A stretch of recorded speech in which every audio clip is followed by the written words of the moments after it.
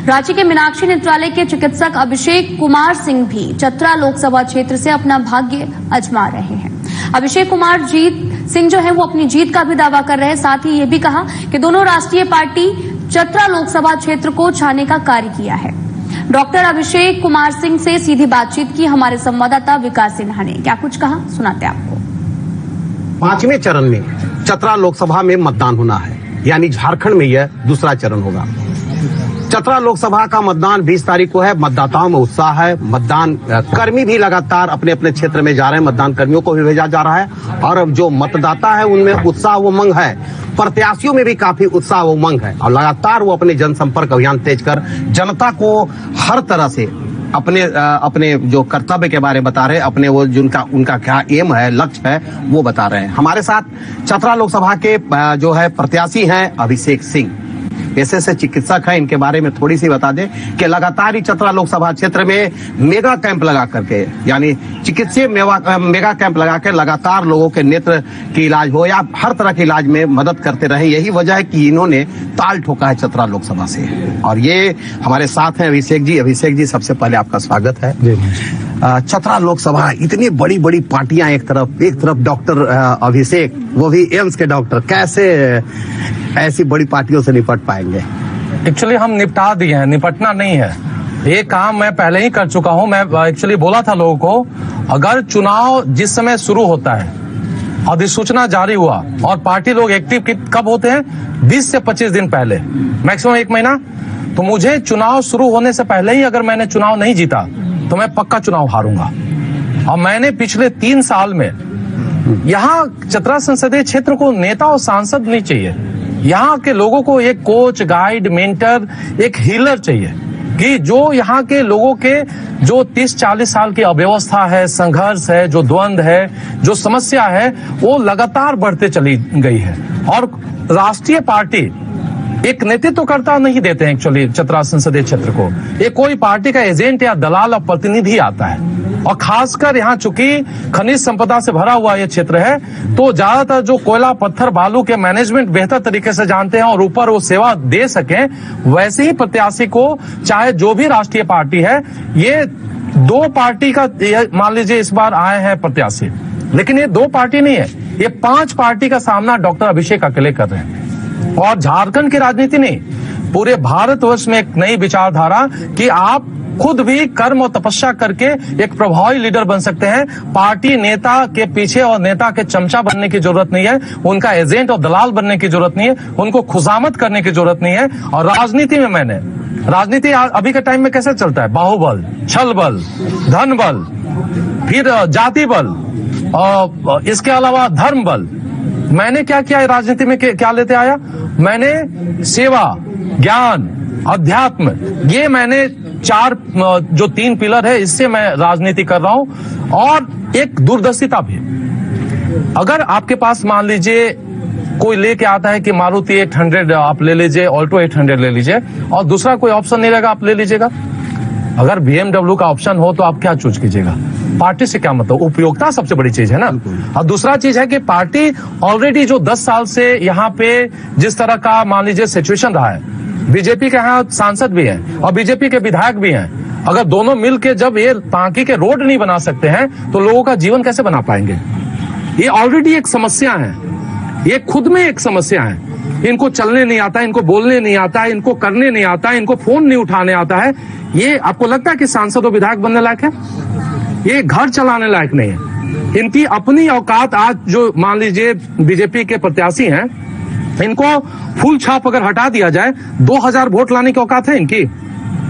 जिस नेता का 2000 वोट लाने का औकात नहीं है, वो आपको बोलेंगे कौन नेता है? वो एक एजेंट और दलाल ही बनेगा, क्योंकि अपनी कोई औकात होनी चाहिए। कम से कम 50,000 1 लाख वोट लेते हैं। केन त्रिपाठी जी का लें, केन त्रिपाठी जी अपने औकात से अपने ही चलते जेएमएम इधर भाग रहा है, आरजेडी इधर भाग रहा है, अकेले बेचारा इधर चल रहे, वो भी पता नहीं कांग्रेस में कब तक उनका साथ देगा।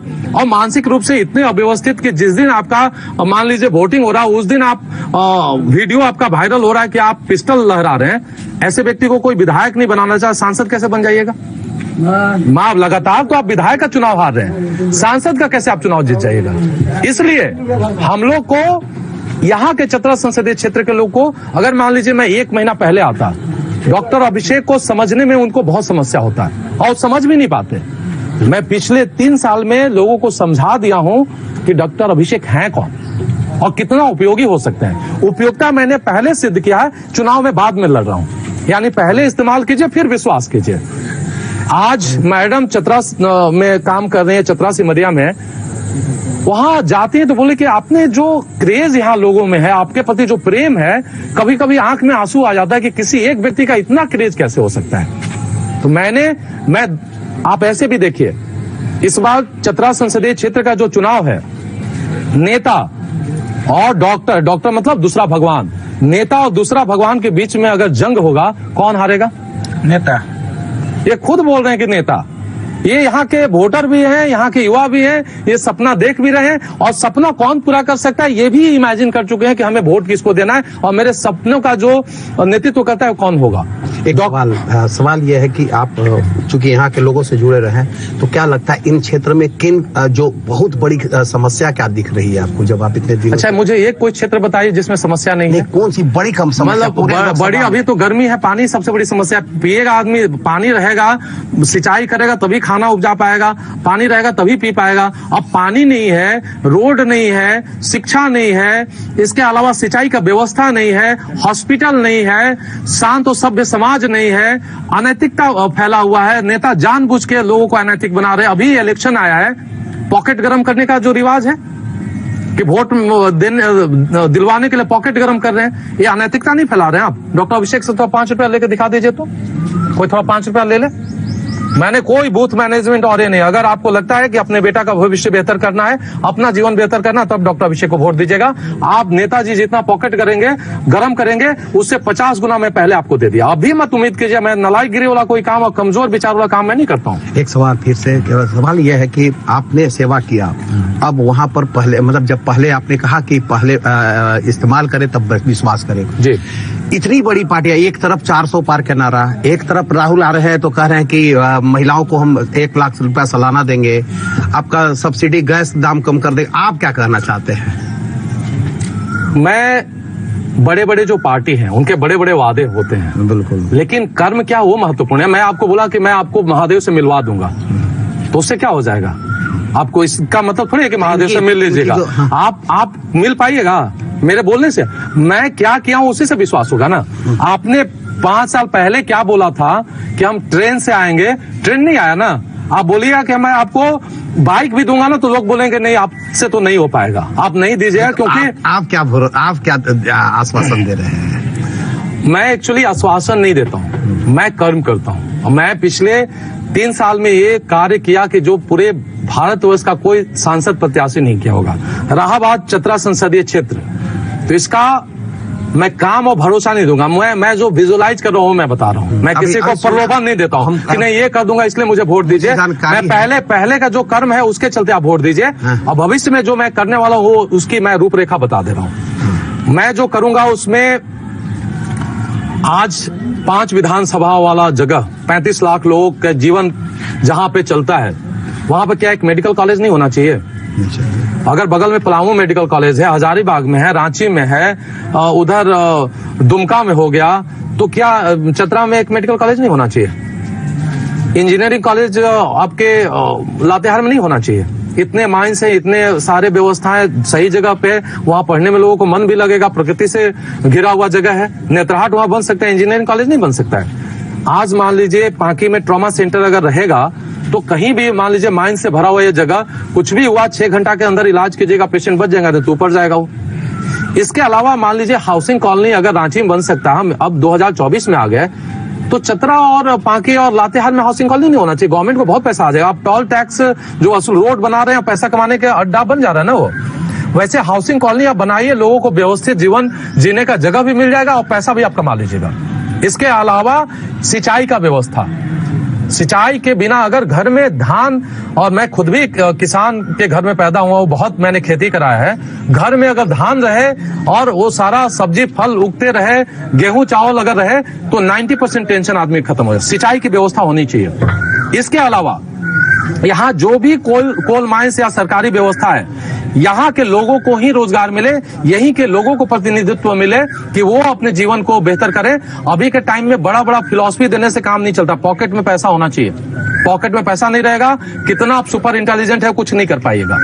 यानी ये सारे लोकल फर्स्ट वाला पॉलिसी, और साथ ही साथ एक सांसद के साथ साथ डॉक्टर कि ऐसे हम मान लीजिए मेडिकली अभी सबसे ज्यादा लोग परेशान हैं। आए दिन लोग, किसी को हार्ट अटैक, किसी को ब्रेन हेमरेज, किसी को मानसिक अव्यवस्था के चलते एक्सीडेंट हो रहा है। तो हम एक सहायता केंद्र भी खोलेंगे रांची में कि कोई भी अगर व्यक्ति वहां से आ रहा है वो जाएगा, तुरंत वहां पे उसको मदद मिलेगा।